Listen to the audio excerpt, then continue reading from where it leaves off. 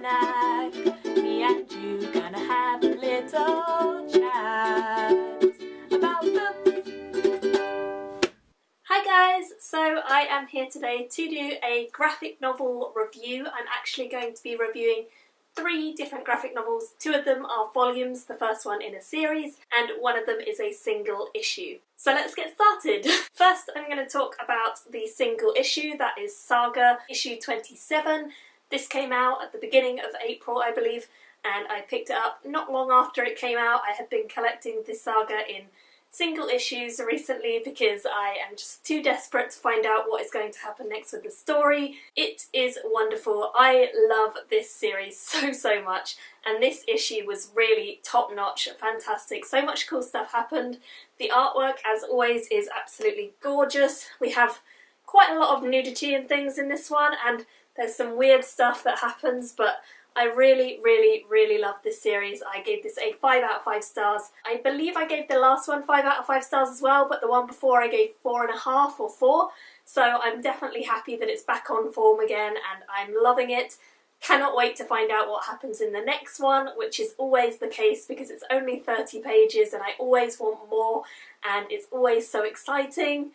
It's just a really fantastic series. If you've not picked this up, I don't know why, because it's definitely a great starting place into graphic novels, and just generally it's a really awesome story with a lot of cool sci-fi and fantasy elements and craziness that goes on. So 5 out of 5 stars. I really enjoyed this, and I definitely look forward to the next one. The next one that I'm going to talk about is The Fade Out, Volume 1. This is published by Image, and I have actually only really read Image graphic novels, so if you guys want to recommend me any other Image graphic novels that you guys know about, or any that are not Image, that are published by other people that I haven't reviewed on my channel, then definitely let me know, because I am really on a graphic novel kind of kick at the moment. I haven't read them for the past month or 2, and now I bought loads and I'm really into them. So this is one of the ones that I recently picked up. I saw this originally on Amanda's channel, so I will put a link to her channel down below. She does a kind of comic book haul every week because she goes and buys different issues. And she was talking about this book that she has already read, I believe, and she said that she really liked it, or that she was really interested in it. And I went to my local comic book shop the other day and I wanted to get a few interesting looking series because I only really consistently read Saga, so I wanted to pick up a few others to see if there were any that I would like to consistently buy on a weekly basis. And I picked up this one. It's by Ed Brubaker and Sean Phillips, and it's basically a kind of crime noir setting. I don't usually read crime, as you guys know, but I was blown away by how much I really enjoyed this, and it was definitely a real shocker for me because I did not expect to enjoy this as much as I did, and I didn't really have any expectations going into it. I just thought I'll just go in and see what happens. It's really good. There's some really tense moments, there's some really wonderful characters that we meet, and generally I just really enjoyed this. The story is basically a kind of seedy mystery. We don't know who done it, that sort of thing, and we follow a main character who woke up at the scene of the crime, but he doesn't know how he got there, and he kind of removes all trace of himself being there. So he just has this very guilty secret that he was at the crime, but he doesn't know how he got there. So it's a really interesting kind of character study on him and his way of life since this accident or murder or whatever it was, because we don't know, happened. And I really enjoyed this. It was definitely tense. There were moments that I was sort of a little bit heart racing, thinking, oh, what's going to happen next? Like, I got into this so much more than I expected to, and that was really great, and I think the images really helped. The back cover of this book is absolutely stunning. Like, as soon as I saw the back cover, I just had to pick this up. I love the front cover as well, but the back cover was just too beautiful, and I love the way that it's drawn. It's so good. So also the artwork inside is very nice. We have a kind of character list at the beginning, which is always nice, and these are really detailed and beautifully drawn. But the rest of the comic is kind of in a fairly normal style, but it's very clear. It's really easy to understand and follow, and I very much enjoyed this.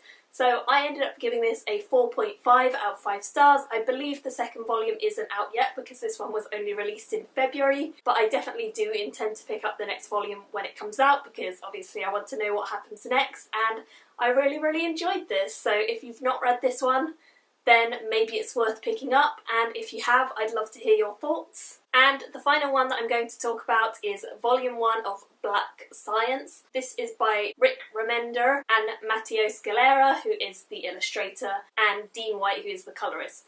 So basically this story is a really weird one because if I had picked up this story in single individual issues, I would have given up on this story straight away. The reason I picked this up is because when I flicked through this, the artwork was just so bright and colourful, and that was something that I really liked. I'll just give you guys a quick flick through so you can see what I mean. But generally there's just a lot of very cool colours, kind of quite acrid, neon, bright colours contrasted with dark ones, so I wanted to know what this was all about. And the idea of black science is definitely something interesting as well, like a kind of forbidden science or something like that. So I definitely say that this caught my attention on the shelf, and I love the cover and stuff. This one has issue 1 to 6 collected within it, and I would say until I got to the 4th one, I really didn't understand which character was which, because there were 2 characters or 3 characters who were all kind of drawn quite similarly, and until I got to know their personalities I couldn't understand who was who. Once I got to issue 4, the story itself started really picking up and I got to know the characters so I could identify them a lot easier, and generally it's definitely one that grows on you, because by the end of this I was really intrigued and very much enjoying the story. But at the beginning I wasn't loving it and I was a bit like, meh, I like the art but I'm not sure. On some pages, as you guys can see, there's this kind of overlay scratchiness that is supposed to be rain, I believe. I found that this was a little bit distracting and kind of meant that I couldn't always identify who was who very well, and it happens on quite a lot of pages. Other than that, I really like the artwork, but that did have a slight detraction and it kind of took me out the story a bit because I was trying to work out who is that we're seeing. I can't quite tell. I would say that this is a good story. I do think that there are elements within this that are really cool. Basically, we follow a team of people who have been meddling in the realms of science, and they have been teleported to an entirely new dimension and time where all sorts of chaos is going on, and they are basically kind of hopping around these different dimensions because their device is faulty and they don't really know what's going on. And I really enjoyed this because each world that we went to had a different artistic feeling, we had different creatures that lived there, and it was really interesting to kind of compare all of these different worlds and see what was going on each of them. Overall, the story didn't pick up until the 4th one, so if you don't like getting into a story slowly, maybe this one isn't for you, but if you think that that is fine and you're happy to sort of pay for the volume as a whole, then I think it's a great one to pick up as a volume. I wouldn't recommend it as individual issues just because, like I say, I wouldn't have continued if I just would have picked up the individual issues each week. But I definitely think that once you get to issue 4, it starts becoming a really interesting story, and there's a lot that I do want to still know about this. So I believe the 2nd volume of this is already out, and I will hopefully be picking that up fairly soon at some point. But yeah, I did enjoy this one, and I ended up giving this one a 3.5 out of 5 stars. It's a decent read, it just takes a little while to get into, and the artwork is really cool, but there are slight issues with it as well. So it's good and it's bad, but it takes a little while to get into, but I think there's potential for a really great story. I also really liked the narration that we had. It was kind of a stream of consciousness narration that we have going on in this, so it's nothing really direct, we're just getting thoughts of the main characters, and I really enjoyed that. I thought that that was kind of added to the mystery and ethereal feel of this story, and I really liked seeing that kind of element and the way that they chose to write this story. So yeah, overall 3.5 stars, and I will hopefully be picking up the next volume very soon. So if you guys have any graphic novel recommendations for me, either published by Image or someone else entirely, let me know in the comments below because I would love to hear your thoughts. If you have read any of them, then definitely let me know your thoughts on them generally. And thank you all for watching, and I will see you all very soon in another video. Bye! Me and you gonna have a little chat about the